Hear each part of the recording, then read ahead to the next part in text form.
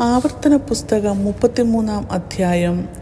ദൈവപുരുഷനായ മോശ തൻ്റെ മരണത്തിനു മുമ്പേ ഇസ്രായേൽ മക്കളെ അനുഗ്രഹിച്ച അനുഗ്രഹം ആവിത്.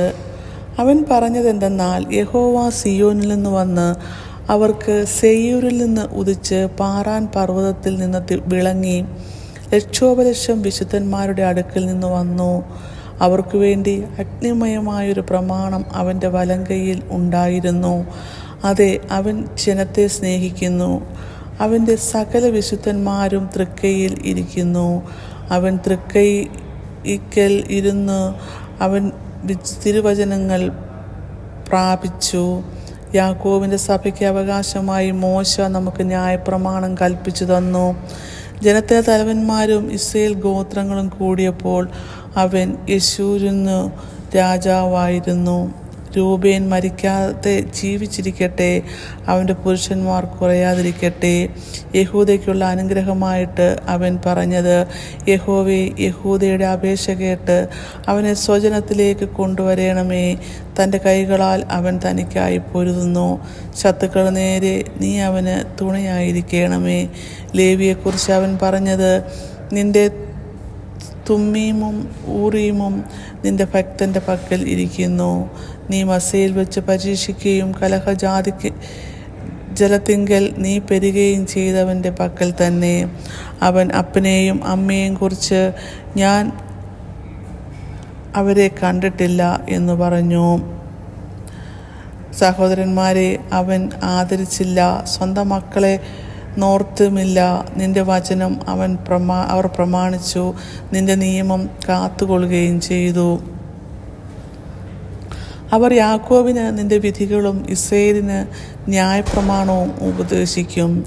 അവർ നിന്റെ സന്നിധിയിൽ സുഗന്ധധൂപവും യാഗപീഠത്തിന്മേൽ സർവാംഗ ഹോമവും അർപ്പിക്കും. യഹോവ അവൻ്റെ ധനത്തെ അനുഗ്രഹിക്കണമേ, അവൻ്റെ പ്രവൃത്തികളെ പ്രസാദിക്കണമേ. അവൻ്റെ എതിരാളികളും അവനെ ദ്വേഷിക്കുന്നവരും എഴുന്നേൽക്കാതെ വണ്ണം അവരുടെ അരകളെ തകർത്ത് കളയണമേ. ബെന്യാമീനെക്കുറിച്ച് അവൻ പറഞ്ഞത്, അവൻ യഹോവയ്ക്ക് പ്രിയൻ, തൽസന്നിധിയിൽ നിർഭയം വസിക്കും. താൻ അവനെ എല്ലായ്പ്പോഴും മറച്ചുകൊള്ളുന്നു, അവൻ്റെ ഗിരികളെ മധ്യേ അധിവസിക്കുന്നു. യോസഫിനെക്കുറിച്ച് അവൻ പറഞ്ഞത്, ആകാശത്തിലെ വിശിഷ്ട വസ്തുവായ മഞ്ഞുകൊണ്ട് താഴെ കിടക്കുന്ന അഗാധ ജലം കൊണ്ടും സൂര്യനാൽ ഉളവാക്കുന്ന വിശേഷ ഫലം കൊണ്ടും പ്രതിമാസിക ചന്ദ്രനാൽ ഉളവാകും വിശിഷ്ട ഫലം കൊണ്ടും പുരാതന പർവ്വതങ്ങളുടെ ശ്രേഷ്ഠ സാധനങ്ങൾ കൊണ്ടും ശാശ്വത ശൈലങ്ങളുടെ വിശിഷ്ട വസ്തുക്കൾ കൊണ്ടും ഭൂമിയിലെ വിശേഷ വസ്തുക്കളും സമൃദ്ധി കൊണ്ടും അവൻ്റെ ദേശം യഹോവയാൽ അനുഗ്രഹിക്കപ്പെടുമാറാകട്ടെ. മുൾപ്പടർപ്പിൽ വസിച്ചവൻ്റെ പ്രസാദം യോസഫിൻ്റെ ശിരസിലേക്കുമേലും തൻ്റെ സഹോദരന്മാരിൽ പ്രഭുവായവൻ്റെ നെറുകമേലും വരുമാറാകട്ടെ. അവൻ്റെ കടിഞ്ഞൂൽ കൂറ്റൻ, അവൻ്റെ പ്രതാപം, അവൻ്റെ കൊമ്പുകൾ കാട്ടുപോത്തിൻ്റെ കൊമ്പുകൾ. അവയാൽ അവൻ സകല ജാതികളെയും ഭൂസിവാസികളെയും വെട്ടി ഓടിക്കും. അവ എഫ്രൈമിൻ്റെ 10,000-ങ്ങളും മനശ്ശെയുടെ 1,000-ങ്ങളും തന്നെ. സെബൂലിനെ കുറിച്ച് അവൻ പറഞ്ഞത്, സെബൂലെ, നിന്റെ പ്രയാണത്തിലും ഇസ്സാഖാരെ, നിന്റെ കൂടാരങ്ങളിലും സന്തോഷിക്കുക. അവർ ജാതികളുടെ പർവ്വതങ്ങളിലേക്ക് വിളിക്കും, അവിടെ നീതിയാഗങ്ങൾ കഴിക്കും. അവർ സമുദ്രങ്ങളുടെ സമൃദ്ധിയും മണലിലെ നിക്ഷേപങ്ങളും വരിച്ചു കുടിക്കും. ഗാദിനെക്കുറിച്ച് അവൻ പറഞ്ഞത്, ഗാദിനെ വിസ്താരമാക്കുവാൻ അനുഗ്രഹിക്കപ്പെട്ടവൻ ഒരു സിംഹിയെപ്പോലെ അവൻ പതുങ്ങിക്കിടക്കുന്നു. ഭുജവും നെറുകയും പറിച്ചു കീറുന്നു. അവൻ ആദ്യ ഭാഗം തിരഞ്ഞെടുത്തു, അവിടെ നായകൻ്റെ ഓഹരി സംഗ്രഹിച്ചു വച്ചിരിക്കുന്നു. അവൻ ജനത്തിൻ്റെ തലവന്മാരോടുകൂടെ യഹോവയുടെ നീതിയും ഇസ്രായേലുമായി അവൻ്റെ വിധികളും നടത്തി. ദാനെക്കുറിച്ച് അവൻ പറഞ്ഞത്, ദാൻ ബാലസിംഹമാകുന്നു, അവൻ ബാശാനിൽ നിന്ന് ചാടുന്നു. നഫ്താലിയെക്കുറിച്ച് അവൻ പറഞ്ഞത്, നഫ്താലിയെ പ്രസാദം കൊണ്ട് തൃപ്തനും യഹോവയുടെ അനുഗ്രഹം നിറഞ്ഞവനുമായി പടിഞ്ഞാറും തെക്കും കൈവശമാക്കുക. അശേറിനെക്കുറിച്ച് അവൻ പറഞ്ഞത്, അശേർ പുത്രസമ്പത്ത് കൊണ്ട് അനുഗ്രഹിക്കപ്പെട്ടവൻ, അവൻ സഹോദരന്മാർക്ക് ഇഷ്ടനായിരിക്കട്ടെ. അവൻ കാലെണ്ണയിൽ മുക്കട്ടെ. നിന്റെ ഓടാമ്പൽ ഇരുമ്പും താമ്രവുമായിരിക്കട്ടെ.